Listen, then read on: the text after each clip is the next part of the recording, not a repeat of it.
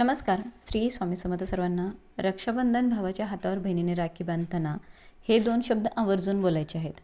तर रक्षाबंधन जवळ आलेली आहे. रक्षाबंधन आहे 2026मध्ये 28 तारखेला वार शुक्रवार या दिवशी आहे.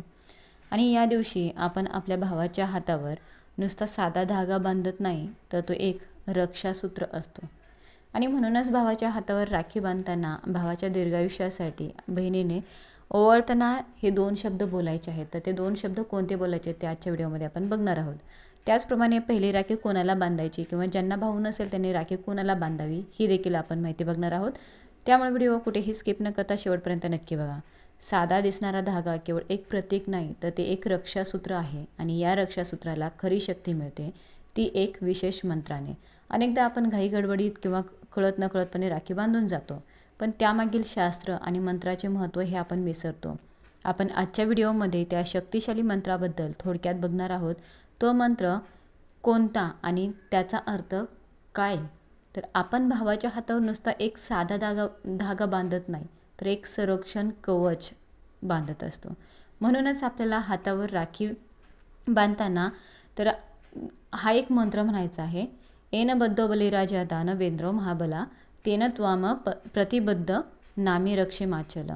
माचल हा मंत्र आपल्याला म्हणायचा आहे. तर या मंत्राचा अर्थ ज्या रक्षासूत्राने महाबली दानशूर राजा बळीला बांधले गेले होते त्याचं रक्षाबंधनाने मी तुला बांधत आहे. हे रक्षा म्हणजेच हे राखी. तू चलित होऊ नकोस, स्थिर राहा. याचा अर्थ काय?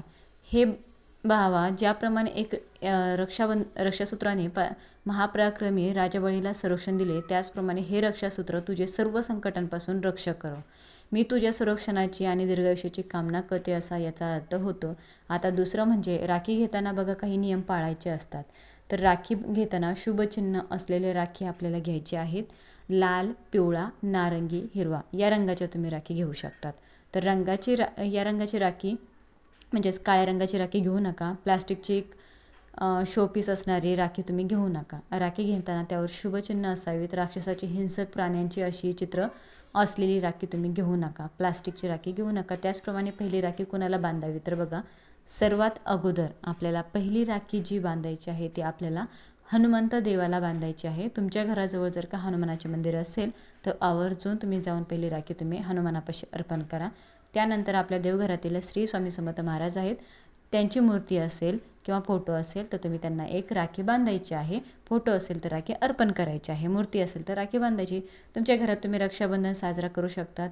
भावाच्या हातावर तुम्ही राखी त्यानंतर बांधू शकतात. त्याचप्रमाणे 2026मध्ये भद्राची सावट सावली आहे.